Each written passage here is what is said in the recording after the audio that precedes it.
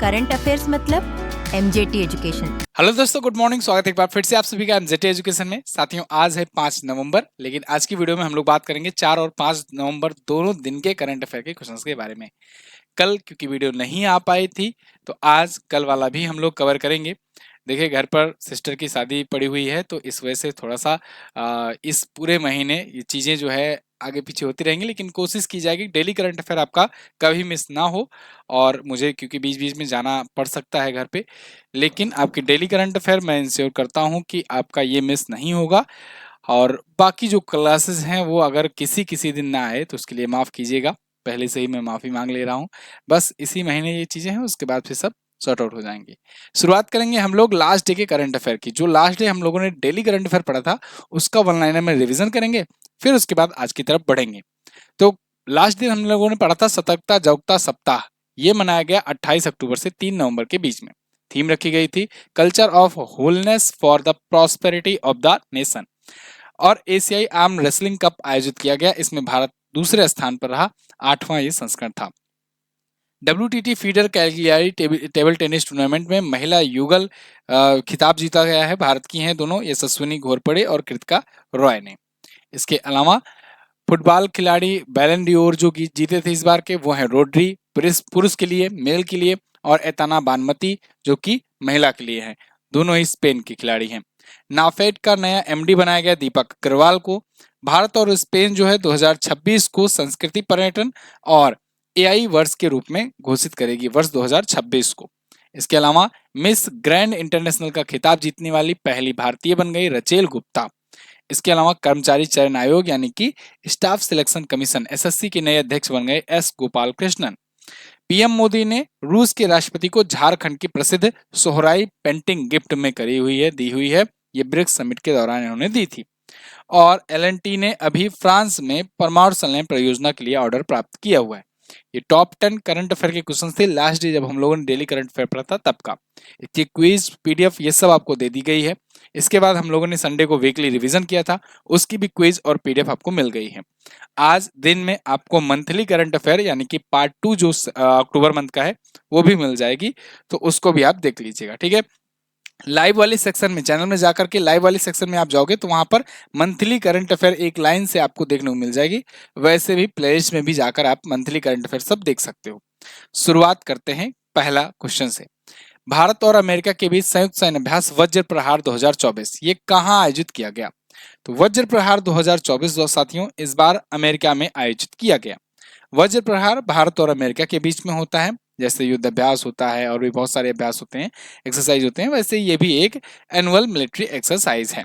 तो यहाँ पर इस बार ये USA में आयोजित किया गया। 2 नवंबर से शुरू हुआ है और 22 नवंबर तक चलेगा। अमेरिका के इडाहो स्थित आर्चर कॉम्बैट ट्रेनिंग सेंटर में इस बार का 15वां संस्करण है ये। पिछली बार वाला बात करें तो उमरई मेघालय में हुआ था, इस बार वाला अमेरिका में हो रहा है। भारत और अमेरिका के बीच में और कौन कौन से अभ्यास होते हैं? तो मालाबार होता है। मालाबार हालांकि क्वाड कंट्रीज के बीच होता है, जिसमें भारत, US, ऑस्ट्रेलिया और जापान चारों देश शामिल रहते हैं। इसके अलावा युद्ध अभ्यास नाम का एक अभ्यास होता है, इसका नाम ही युद्ध अभ्यास है। कोप इंडिया होता है, रेड फ्लैग होता है, टाइगर ट्रायम्फ होता है। ये सभी एक्सरसाइज भारत और अमेरिका के बीच होते हैं। और अभी रिसेंट में कौन कौन से एक्सरसाइज हुए हैं जो चर्चे में रहे हैं उनका रिवीजन करेंगे। तो देखिए, अभी समुद्री साझेदारी अभ्यास हुआ था और ये भारत जर्मनी के बीच में हुआ था। नसीम अल बहर ये एक्सरसाइज भारत और ओमान के बीच हुआ गोवा में। मालाबार नौसैन्य अभ्यास क्वाड देश के बीच में इस बार बंगाल की खाड़ी में हुआ, जो अभी मैंने आपको बताया। क्वाड देश कौन कौन से हैं? इंडिया, USA, जापान और ऑस्ट्रेलिया। काकाडू अभ्यास ये मल्टीनेशनल था, ऑस्ट्रेलिया में हुआ। काजिंद काजिंद भारत और कजाकिस्तान के बीच उत्तराखंड में हुआ। ईस्टर्न ब्रिज 7 और अल नजाह 5 ये दोनों भारत और ओमान के बीच में ओमान में आयोजित किया गया। वरुण ये भारत फ्रांस के बीच होता है, भूमध्य सागर में इस बार आयोजित किया गया। क्लियर? अगला क्वेश्चन, दुनिया का कौन सा शहर, हाल ही में कौन सा शहर दुनिया का सबसे प्रदूषित शहर बना? तो दुनिया का सबसे प्रदूषित शहर बन करके उभरा है साथियों लाहौर। लाहौर कई बार इससे पहले भी सबसे प्रदूषित शहर के रूप में उभर चुका है, इस बार भी सबसे मोस्ट पॉल्यूटेड ये सिटी बन करके उभरा है एक रिपोर्ट में। कौन सी रिपोर्ट में? IQ एयर की रिपोर्ट में। IQ एयर एक संस्था है जो एयर क्वालिटी इंडेक्स जारी करती है। इस आधार पर इनके 708 एयर क्वालिटी इंडेक्स में पॉइंट्स हैं और ये दुनिया का सबसे ज्यादा प्रदूषित शहर बना हुआ है। जब भी ऐसी लिस्ट आती है ना तो टॉप 10 में अपना दिल्ली भी रहता है, काठमांडू भी रहता है नेपाल का, इसके अलावा ढाका भी रहता है बांग्लादेश का, ठीक है ना। तो ऐसे लिस्ट में मुंबई भी है। तो ऐसा जरूरी नहीं है कि केवल अब ये जो एशियाई कंट्रीज है ना, यहाँ सबसे ज्यादा पॉल्यूशन होता है।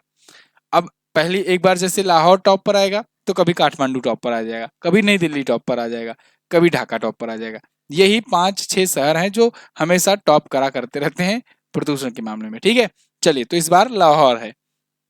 अगला, हाल ही में आईजीबीसी से प्रमाणन प्राप्त करने वाला भारत का पहला प्राणी उद्यान कौन सा बना है? तो आईजीबीसी प्रमाणन या सर्टिफिकेशन प्राप्त करने वाला भारत का पहला प्राणी उद्यान या कहें कि एक प्रकार से जूलॉजिकल गार्डन या जूलॉजिकल पार्क बन गया है साथियों, दुर्गेश अरण्य प्राणी उद्यान। दुर्गेश अरण्य प्राणी उद्यान जो है यह है हिमाचल प्रदेश में, और हिमाचल प्रदेश में यह है, और हिमाचल प्रदेश के जो सीएम है उन्होंने इस बात का यहाँ पुष्टि किया हुआ है कि ये भारतीय हरित भवन परिषद से यानी इंडियन ग्रीन बिल्डिंग काउंसिल से ये सर्टिफिकेशन प्राप्त किया है, और ऐसा ये पहला चिड़ियाघर पहला बन गया है। पहला ये ग्रीन सर्टिफिकेशन का क्या मतलब हुआ, इससे सर्टिफिकेशन कब मिलता है, क्यों मिलता है? तो देखिए, इसका उद्देश्य यही है कि ये जो चिड़ियाघर है यहाँ पर जो भी बेसिक इंफ्रास्ट्रक्चर है वो पर्यावरण के अनुकूल है, वो पर्यावरण को हार्मफुल नहीं कर रहे हैं। जो भी इंफ्रास्ट्रक्चर वहां पर लगाए गए हैं, जो भी चीजें वहां लगाई गई हैं, रिन्यूएबल एनर्जी सोर्सेज होंगे या कार्बन को एब्जॉर्ब करने वाली चीजें लगी होंगी, पर्यावरण के अनुकूल बाकी चीजें ऐसी लगी हुई हैं। 619 करोड़ की लागत आई है इसको बनाने में, और ये हिमाचल प्रदेश के कांगड़ा के देहरा विधानसभा क्षेत्र में आता है। तो इंडियन ग्रीन बिल्डिंग काउंसिल के द्वारा ये घोषित किया गया है, सर्टिफिकेशन दिया गया है 2001 में जिसकी स्थापना हुई थी। अगला, हाल ही में भारत ने किस देश से अपना 102 टन सोना वापस मंगाया? ये एक धनतेरस के दिन बहुत ही सीक्रेटली मिशन किया आरबीआई ने, रिजर्व बैंक ऑफ इंडिया ने। जनरली सीक्रेट मिशन रॉ के एजेंट क्या करते हैं अज्ञात बन करके, लेकिन इस बार आरबीआई ने किया। आरबीआई ने क्या किया? आरबीआई ने धनतेरस पर इंडिया वालों को तोहफा दिया। कैसा तोहफा? अपना भारत जो है इसने इंग्लैंड में, बैंक ऑफ इंग्लैंड में कुछ सोना रखा हुआ था, वहां पर रिजर्व रखा हुआ था, और ये रखा गया था इमरजेंसी के लिए कि मान लो जैसे देश में कुछ ऐसी स्थिति आ जाती है, कोई आपदा आ जाती है, कुछ भी हो जाता है, तो किसी दूसरे देश में कुछ सेफ जोन में कुछ चीजें रखी रहेंगी अगर, तो फिर उससे उसको रिकवर किया जाएगा। हालांकि जब ये रखा गया था तब इस मकसद से नहीं रखा गया था, जब ये रखा गया था तब ये गिरवी के रूप में रखा गया था, जिससे उसके बदले भारत में फॉरेक्स रिजर्व को बढ़ाया जा सके, भारत में कुछ फॉरेक्स रिजर्व आ सके। ये 1991-92 के समय का दौर था जब भारत इकोनॉमिकली बहुत बुरी कंडीशन से गुजर रहा था, तो उस दौरान ये सोना गिरवी के रूप में रखा गया था। लेकिन बाद में जब स्थिति सुधरी, अपना फॉरेक्स बढ़ना शुरू हुआ, तो उसको गिरवी से उठा करके बैंक के रूप में रख दिया गया कि चलो इसको जमा के रूप में रख लो। अब गिरवी तो अपना छुड़ा लिए थे, लेकिन अब वो सोना भारत में लाया गया। 102 टन सोना ये ब्रिटेन में रखा गया था, इंग्लैंड में रखा गया था, और उसे अब वापस लाया गया है। तो यहाँ पर देखिए, आरबीआई का ये सीक्रेट मिशन था, बिना किसी को कुछ बताए धनतेरस को यहाँ पर लाया गया, और उसके बाद बताया गया कि हाँ देखो, हमने सोना ला दिया है वापस वहां से, बैंक ऑफ इंग्लैंड से। तो भारत सुरक्षित भंडारण स्थलों में 102 टन सोने का परिवहन कर लिया है, यानी कि ला करके रख दिया है जहां पर सुरक्षित रखा जाता है। तो ये भारत के सोने के भंडारण को सुदृढ़ करेगा, क्योंकि आजकल देख रहे हैं ना, स्थिति गड़बड़ चल रही है, दुनिया में उथल पुथल मची हुई है। तो ऐसे में ना डॉलर पर ट्रस्ट किया जा सकता है, ना कोई और ऐसी करेंसी है। ब्रिक्स भी अपनी करेंसी लाने की सोच रहा है। ब्रिक्स करेंसी अगर आएगी तो हो सकता है यूएस से सैंक्शंस वगैरह भी कुछ लगाए, बहुत सारे देशों में ब्रिक्स कंट्री पर लगाएगा, उसमें इंडिया भी शामिल है, इंडिया पर भी कुछ ऐसा हो सकता है। तो ऐसे कंडीशन में सोना ही है जो काम आता है, कभी भी कहीं भी हमेशा सिक्योर रहता है।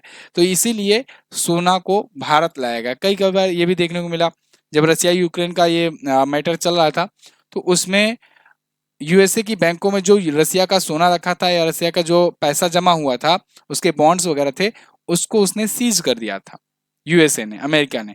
तो कहीं ऐसा ना हो कि अगर भारत पर कुछ ऐसे सैंक्शन लगना शुरू हो, तो फिर जो विदेश में जो बाकी कंट्रीज हैं वो भारत के सोना को या फिर भारत के जो रिजर्व्स हैं वहां पर रखे हुए जमा हैं, बॉन्ड्स हैं, उनको सीज कर दे। तो ऐसे में भाई अपने ही पास रखो तो वो ज्यादा बेटर रहेगा। तो ये सभी कुछ कारण है, ठीक है ना।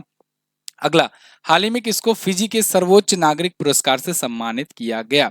तो फिजी के सर्वोच्च नागरिक पुरस्कार से सम्मानित किया गया है अभी श्री श्री रविशंकर जी को। एक आध्यात्मिक गुरु हैं और इनको रिपब्लिक ऑफ फिजी का हाईएस्ट सिविलियन अवार्ड दिया गया है। ये हाईएस्ट सिविलियन अवार्ड कौन सा है? Honorary officer of the order of Fiji. Art of living foundation के संस्थापक हैं श्री श्री रविशंकर जी, और इनको 5 और देशों से भी मानवीय योगदान के लिए शीर्ष पुरस्कार मिल चुका है। आर्ट ऑफ लिविंग की स्थापना इन्होंने 1981 में की थी। ये फाउंडेशन है, ठीक है ना।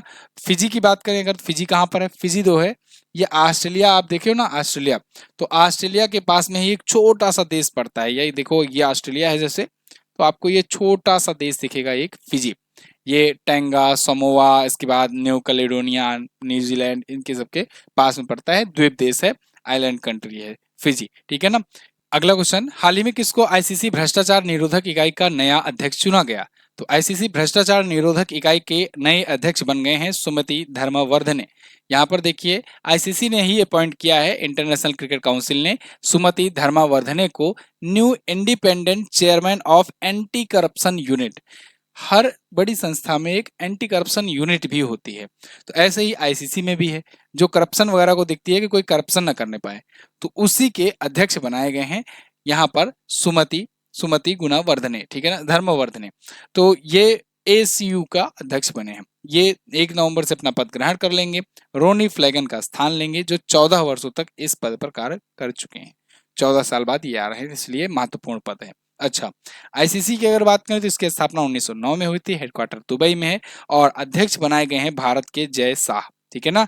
भारत में बीसीसीआई के अभी तक सचिव थे, अब ये आईसीसी के अध्यक्ष होंगे। अगला, नवंबर 2024 में किस शब्द को कॉलिंस डिक्शनरी का वर्ड ऑफ द ईयर घोषित किया गया? वेरी मोस्ट इंपॉर्टेंट क्वेश्चन है। कॉलिंस डिक्शनरी ने अपना वर्ड ऑफ द ईयर घोषित कर दिया है। बाकी भी जो डिक्शनरीज हैं, मरियम वेबस्टर है, इसके अलावा ऑक्सफोर्ड है, ये सब अभी आने वाले कुछ दिनों में ही अपना वर्ड ऑफ द ईयर घोषित करेंगी। वर्ड ऑफ द ईयर क्या मतलब कि इनकी डिक्शनरी के अनुसार इस साल कौन सा वर्ड, कौन सा शब्द जो है वो सबसे ज्यादा चर्चे में रहा है, या कुछ यूनिक्स रहा है, या कुछ नया रहा है, तो इसको ये लोग जो हैं वर्ड ऑफ द ईयर अपना घोषित करते हैं, अलग अलग डिक्शनरीज जो हैं। तो कॉलिंस डिक्शनरी ने अपना घोषणा कर दिया है। इन्होंने बताया है इस बार ब्रैट जो है, ब्रैट जो शब्द है ये इनके हिसाब से वर्ड ऑफ द ईयर रहेगा, ठीक है ना। तो इन्होंने डिक्लेयर कर दिया। अब ये ब्रैट शब्द क्या आया, कहाँ आया, या इसका अर्थ क्या है? तो देखिए, ब्रैट शब्द जो है ना, एक ब्रिटिश गायक हैं चार्ली एक्सियस, इनका एक एल्बम आया था, और उस एल्बम से ही ये ब्रैट शब्द जो है वो पॉपुलर हो गया। अब ब्रेड का कुछ और ही मतलब होता है, लेकिन यहाँ पर इन्होंने कुछ नया ही अपना एक नया मीनिंग दे डाला, जो कि काफी ज्यादा पॉपुलर हुआ। जैसे इन्होंने इसका अर्थ बताया है, मतलब इसका इनके एल्बम के अनुसार आत्मविश्वास, स्वतंत्रता और हिडोनिज्म, इसका प्रतीक, इसका सिंबल बताया है। तो अब ब्रेड शब्द हो गया पॉपुलर, और कॉलिंस डिक्शनरी ने इसने अपना वर्ड ऑफ द ईयर चुन लिया। अच्छा, कुछ 2023 का देख लेते हैं, जो बाकी डिक्शनरीज जो हैं उन्होंने अपना क्या क्या वर्ड ऑफ द ईयर घोषित किया था। जैसे मरियम वेबस्टर ने 2023 में अपना ऑथेंटिक को वर्ड ऑफ द ईयर घोषित किया था। कैम्ब्रिज डिक्शनरी ने word of the year hallucinate को घोषित किया था, और कॉलिंस जिसने यहाँ पर घोषित किया है 2024 का ब्रैड को, इसने 2023 में अपना एआई को, आर्टिफिशियल इंटेलिजेंस जिसे हम लोग कहते हैं, वो एआई को अपना वर्ड ऑफ द ईयर घोषित किया था। तो 2023 का ये एआई और 2024 का ब्रैड, ठीक है, याद रहेगा। चलिए, अब जल्द ही आपको आने वाले दिनों में इनका दोनों का भी 2024 का दिख जाएगा। अगला, हाल ही में किसको भारत का नया रक्षा सचिव नियुक्त किया गया? डिफेंस सेक्रेटरी, बहुत इंपॉर्टेंट पद है। देखो, आपको 4 से 5 सेक्रेटरी ही याद रखने हैं। एक तो फॉरेन सेक्रेटरी का नाम याद रखना है, विदेश सचिव, एक रक्षा सचिव याद रखना है, एक कैबिनेट सचिव याद रखना है, एक गृह सचिव याद रखना, और एक वित्त सचिव याद रखना है। ये 5 सचिव तो आपको याद होने चाहिए, कोई भी एग्जाम में आप बैठने जा रहे हो, 5 सचिव का नाम जरूर याद रखना। और इस बार ये 5 सचिव नए नियुक्त किए गए हैं अभी इसी साल, तो इसलिए, और वो भी 1-2 महीनों के अंदर, तो इसलिए ये सब इंपॉर्टेंट हो जाते हैं आपके आने वाले एग्जाम के लिए। फिलहाल रक्षा सचिव की अगर बात करें तो ये नियुक्त किए गए हैं राजेश कुमार सिंह। राजेश कुमार सिंह आपको यहाँ पर दिख रहे हैं, ये अपॉइंट किए गए डिफेंस सेक्रेटरी ऑफ इंडिया। नई दिल्ली के साउथ ब्लॉक्स में ये रक्षा सचिव के रूप में काम संभालेंगे। गिरधर अरमाने का स्थान लिया है इन्होंने। 31 अक्टूबर को वो 2 साल के महत्वपूर्ण कार्यकाल के बाद रिटायर हुए हैं। वाणिज्य और उद्योग मंत्रालय में इससे पहले काम कर चुके हैं। खैर, इंपॉर्टेंट बात यह है कि बाकी के सचिव कौन कौन है, जो मैंने आपको नाम बताए। तो जैसे इसमें गृह मंत्रालय में विशेष सचिव थे तो प्रवीण वशिष्ठ नियुक्त किए गए, उतना इंपॉर्टेंट नहीं है। वित्त सचिव का नाम याद रखना है तुहिन कांत पांडे, ठीक है। तो रक्षा सचिव राजेश कुमार, वित्त सचिव तुहिनकांत पांडे, कैबिनेट सचिव टीवी सोमनाथन। ध्यान रखना ये वित्त सचिव हुआ करते थे और अब कैबिनेट सचिव हैं, राजीव गौबा की जगह पर आए हैं। तो इनका नाम याद रखना, क्योंकि लोग कंफ्यूजन में, मतलब जो लोग पुराना पढ़े होंगे कभी, या फिर कोई ऐसी किताब पढ़ोगे जिसमें पुराना कंटेंट छपा हुआ है, तो वो आपको वित्त सचिव बता देगा और क्वेश्चन पूछ लिया जाएगा जरूर, क्योंकि अभी नई नियुक्ति हुई है, तो आप मिस्टेक कर जाओगे। कैबिनेट सचिव बहुत इंपॉर्टेंट पद होता है, ये ध्यान रखना। ये कैबिनेट मंत्री तक का हैसियत रखता है, तो इसलिए ये बहुत पूछा जाता है। राजीव गौबा काफी लंबे समय तक सेवा दे करके गए हैं। गोविंद मोहन केंद्रीय गृह सचिव नियुक्त किए गए हैं। संदीप पुंडरीक इस्पात मंत्रालय के। कैबिनेट सचिव टीवी सोमनाथन, ये हो चुका। विदेश सचिव विक्रम मिश्री, इनका नाम याद रखना है, ठीक है। चलिए अगला, इसरो ने कहां से अपना पहला एनालॉग अंतरिक्ष मिशन लॉन्च किया? एनालॉग अंतरिक्ष मिशन इसरो का, ये कहां से लॉन्च किया गया? तो अभी लेह लद्दाख में लॉन्च किया गया। इसरो यानी इंडियन स्पेस रिसर्च ऑर्गेनाइजेशन, ये थोड़ा सा एक नए टाइप का एक अंतरिक्ष मिशन करके एक परीक्षण कर रहा है। कैसा परीक्षण? कि अगर मान लो हमें लोग को कहीं दूसरे ग्रह पर जाना हो, तो वहां उस ग्रह पर क्या सिचुएशंस हो सकती हैं, किस प्रकार की परिस्थितियां होंगी और उसके लिए क्या तैयारियां होंगी, इसके लिए ये मिशन है। तो ये पहला इंडिया का एनालॉग स्पेस मिशन है जो लेह लद्दाख में किया गया है। इसका नाम है हैब-1, ठीक है ना। तो यहाँ स्पेस स्टूडियो आका space studio, Ladakh university, IIT Bombay, Ladakh स्वायत्त पहाड़ी विकास परिषद, इन सब के सहयोग से मिल करके यहाँ पर लेह लद्दाख में ये मिशन लॉन्च किया गया। तो हैब-1 का नाम आप याद रखना, पूछा जा सकता है। ये अंतरिक्ष में कैसे रहा जा सके इसको स्टडी करने के लिए, साथ ही साथ अंतरग्रहीय आवास यानी इंटरप्लानेटरी हैबिटेट, मतलब किसी दूसरे प्लैनेट पे अगर रहना है, जैसे मंगल ग्रह वगैरह हो गया, तो वहां पर कैसे रह सकते हैं, उसके लिए भविष्य में क्या तैयारियां होनी चाहिए, ये तैयारियों की परीक्षण के लिए इसरो ने किया। इसरो के बारे में बेसिक जानकारी बहुत दिन हो गई बताए। चलिए 15 अगस्त 1969 को 1969 को इसकी स्थापना हुई थी। हेडक्वार्टर बेंगलुरु में है और इसके अध्यक्ष कौन हैं, कमेंट करके मुझे बताओ। आप अध्यक्ष का नाम इसरो का बताइए कमेंट करके। अगला, लगे हाथ डीआरडीओ का भी बता देना। प्रधानमंत्री की आर्थिक सलाहकार परिषद के अध्यक्ष का निधन हो गया, इनका क्या नाम था? तो अभी हाल ही में पीएम मोदी के आर्थिक सलाहकार परिषद में ना अध्यक्ष रहे थे विवेक देवराव जी, इनका निधन हो गया। विवेक देवराय जी पद्मश्री से भी सम्मानित थे और इकोनॉमिस्ट भी थे। तो इनके निधन के बाद पीएम मोदी ने गहरा दुख भी जताया हुआ है। 69 ईयर के थे। 5 जून 2019 तक ये नीति आयोग के सदस्य भी रहे थे। 2015 में इनको पद्मश्री मिला था। ये भगवत गीता, महाभारत, रामायण, पुराणों, इन सब का अंग्रेजी में भी अनुवाद किए थे और इसके लिए भी ये जाने जाते थे। फिलहाल आर्थिक सलाहकार परिषद के अध्यक्ष थे, इकोनॉमिस्ट भी थे विवेक देवराय जी, अब नहीं रहे। अगला, नवंबर 2024 में multi commodity exchange of India MCX का नया एमडी और सीईओ किसे नियुक्त किया गया? तो एमसीएक्स का नया अध्यक्ष और सीईओ नियुक्त किया गया है प्रवीणा राय को। ये आपको दिख रही हैं प्रवीणा राय, ये एमडी और सीईओ होंगे अब से एमसीएक्स के। एमसीएक्स क्या है?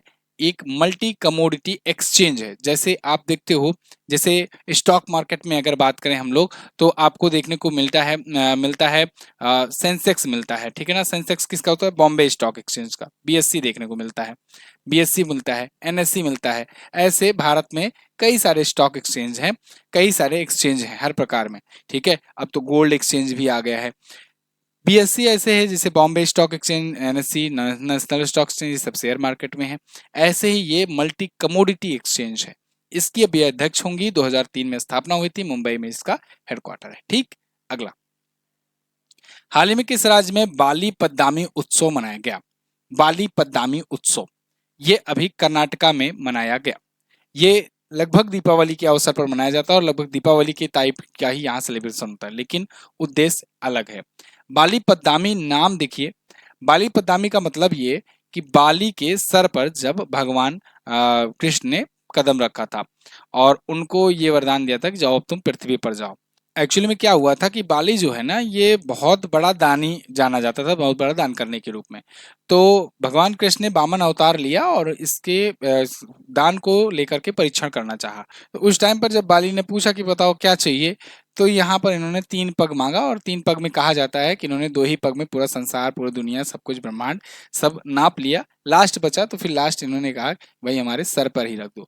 तो वही जो कदम, वही जो पैर जो सर पर रखें, उसी को लेकर बाली पद्दामी उत्सव यहाँ पर मनाया जाता है। भगवान विष्णु के वरदान से राजा बलि पृथ्वी पर आगमन हुआ था, उसका ये प्रतीक माना जाता है। इसमें दीपावली जैसी रस्में होती हैं और ये सेलिब्रेट किया जाता है। ठीक है, अब कुछ और महोत्सव जो मनाए गए हैं रिसेंट में, उनका हम लोग रिवीजन करेंगे।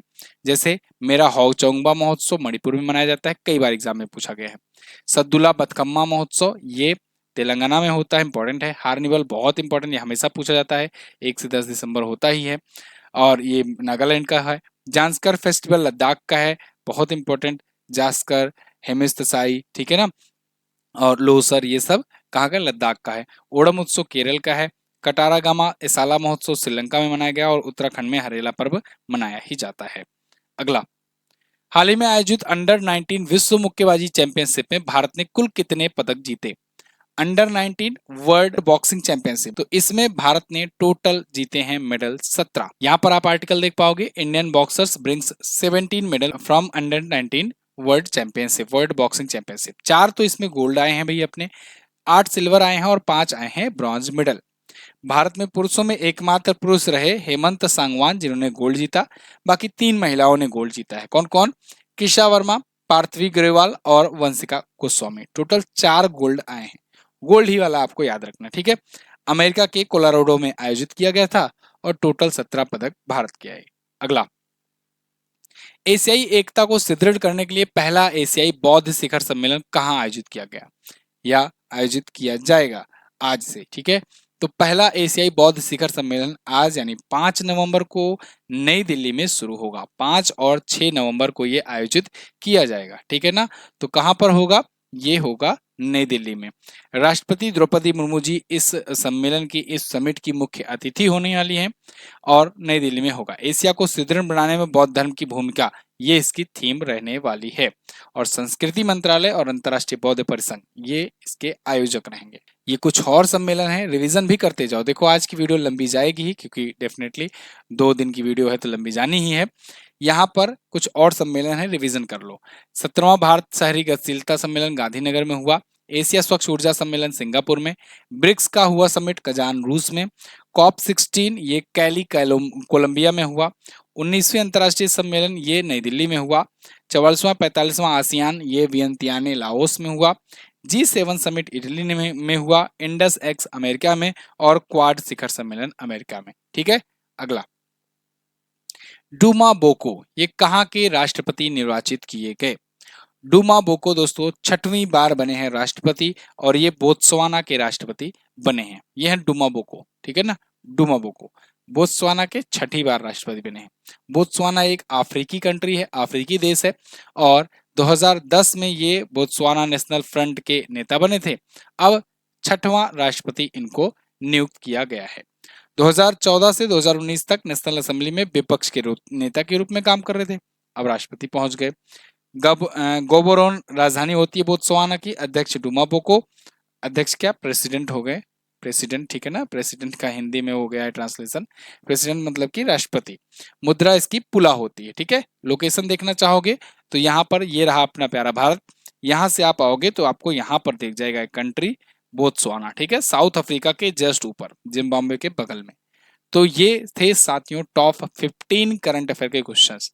कुछ क्वेश्चन जो रह गए हैं वो कल की वीडियो में कवर हो जाएंगे, तो इस हिसाब से 4 और 5 का आपका अच्छे से कवर हो जाएगा। एक भी क्वेश्चन मैं छोड़ूंगा नहीं, ये मेरी गारंटी है, आपका कोई भी क्वेश्चन छूटेगा नहीं। सारा कुछ कवर कराना हमारी जिम्मेदारी है। इसकी पीडीएफ और क्विज आपको एमजेटी ऐप पर मिलेगा।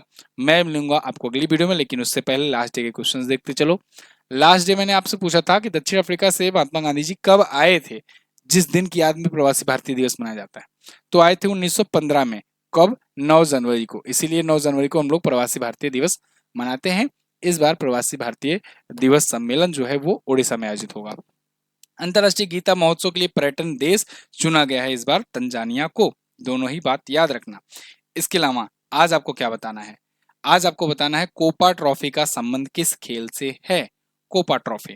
दूसरा, कर्मचारी चयन आयोग यानी एसएससी की स्थापना कब हुई थी? एसएससी की तैयारी तो खूब करते हो, स्थापना बता दो कब हुई थी।